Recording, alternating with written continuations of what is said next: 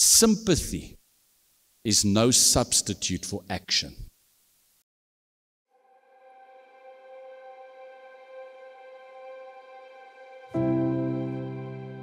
And then David Livingstone. David Livingstone came all the way from Britain down to Africa. It's a 3-month boat trip. Ons sendelinge vandag is bederf. We are spoiled missionaries today. We climb on an aeroplane and we fly. It's a 12-hour flight from England. 3 months on a ship, lands at the southern tip of Africa. And he gets malaria 27 times that we know of. It must have been much more than that. And he gets mauled by buffalo. Hy is vertrap deur buffels. Anybody ever gone through that? Listen, after I've had malaria maybe 5 times, maybe 3 times, and then I was mauled by buffalo, I'm pretty much throwing in the towel. That would probably be me. No, but what happens is he then gets mauled by a lion. So after the lion gets hold of him, his one arm, he couldn't lift higher than this. How about this? His wife conceived, sy het swanger geraak, en hy het sy een kind eers ontmoet, toe die kind 6 jaar oud was, because he was in the mission field. You talk about commitment. But God used David Livingstone to get rid of slavery, but to also make the path and the way into Africa for the gospel. Here's a quote from David Livingstone. He says, sympathy is no substitute for action. In ander woorde, ag foei tog. Ag foei tog beteken niks. Wys my. So folks, when you look at that, you ask yourself, what made them do it? What made them do it? Because they understood the gospel. What made them do it? They were obedient to the Great Commission, where Jesus said, go. As the Father has sent me, so too I'm sending you. And what else made them do it is that they were so joyous about what they had. They wanted to share it with everybody else. Gather worship unto God, because He deserves all the worship, all the praise. And they weren't prepared to let the good news stop with them. So in closing,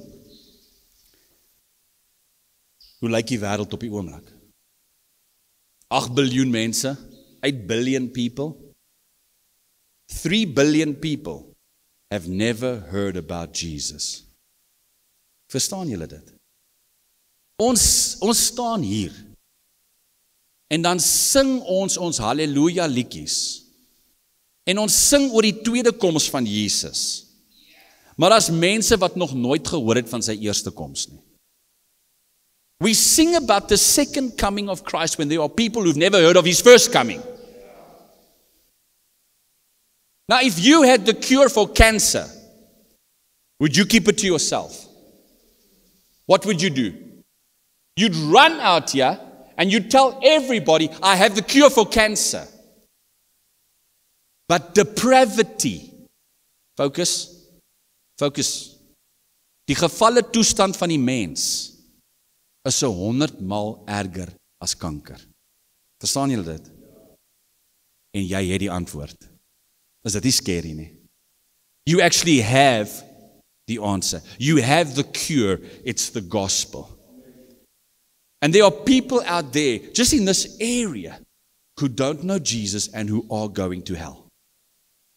Now, let me say it again. There are really people, probably within a 4-kilometer radius of this farm, who don't know Jesus, who have not accepted Him as Lord and Savior, and who are really going to spend an eternity in hell. And you have the cure. And it's one thing if they rejected it. It's another thing if you haven't taken it to them.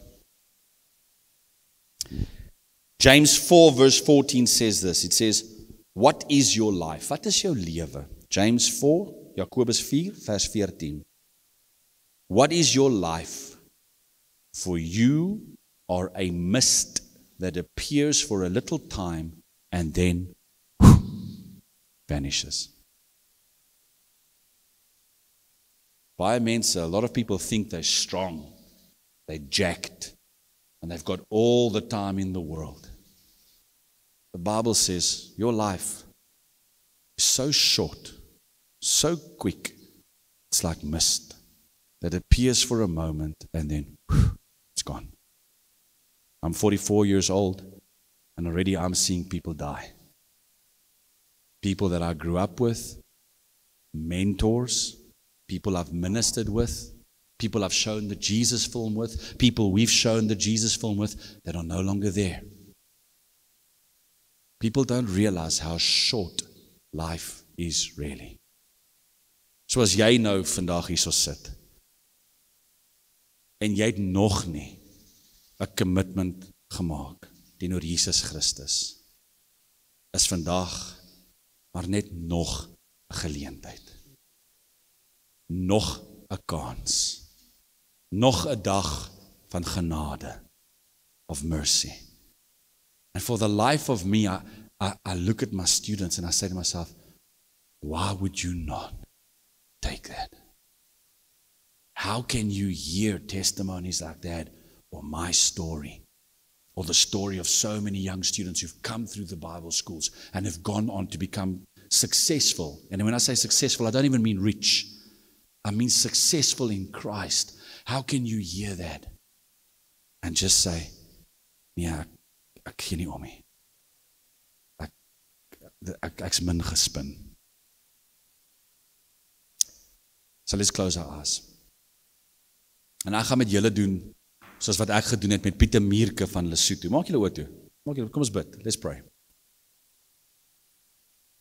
Toe ek die eerste keer met Pieter Mierke sit, the first time I sat with Peter, he came to our counseling session drunk.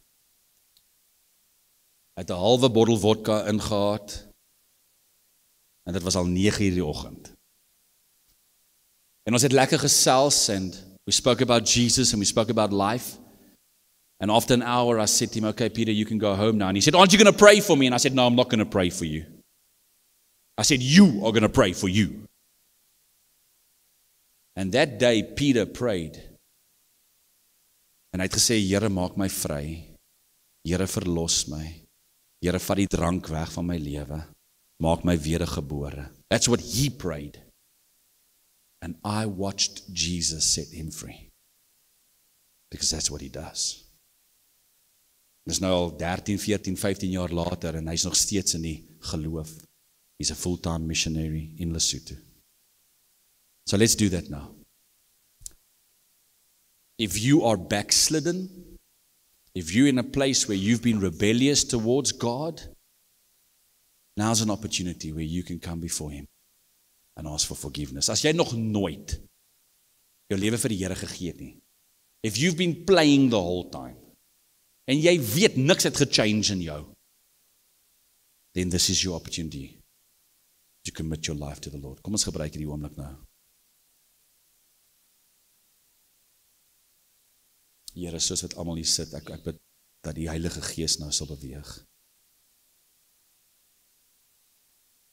Here, openbaar sonde, openbaar rebellie. Here, maak vry. Here, maak harte oop. I pray, Father God, for those who might be in a place of backsliddenness, that they will really come to you now in repentance. Like the prodigal son who came to his senses, that they'll come back to you now. That they'll come home. Here, vir die wat se harte hard is, bid Here dat hulle nou sal uitroep.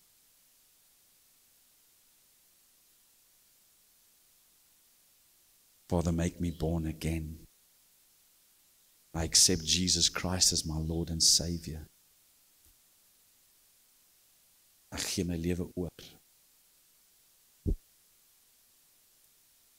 Here, ek bid ook nou vir verbindings, Here.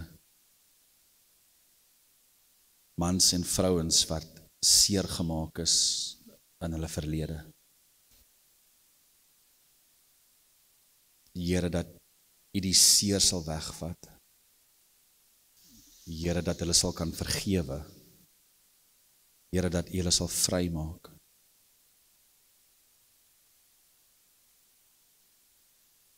Ek bid, Here, verbindings van verslawing.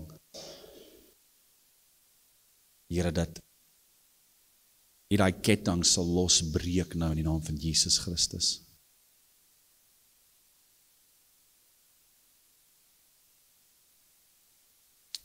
Here, en ek bid nou vir oorwinning.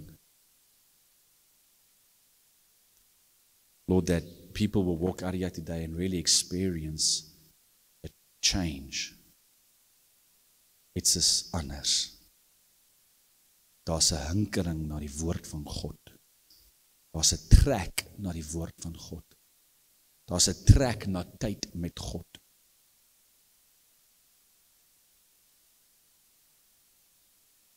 Here, ek ken nie eers hierdie mense nie, maar Here, ek kyk oor baie van hulle en ek ervaar soveel liefde vir hulle. How much more you, who is perfect, who is God, who is the source of all love. So, Father, I pray that everybody here will experience your love. Here, ek bid nou vir Royce en Stella en ek bid U seën oor hulle geliefdes, oor hulle bediening. En Here, dat U sal aanhou om mense hiernatoe te stuur, wat sal kan vrykom, wat U sal toerig en oplei om uit te stuur. Toerus. Here, ek bid dat U vir beide Royce en Stella nog vele jare sal gee in die bediening, tot eer van U naam. En ek bid vir die skool, Here, that You will provide continuously for them. And that, Father, that as they receive, it'll be just like water flowing in that'll flow out, that they will be blessed to be a blessing to other people. In the name of Jesus Christ, amen.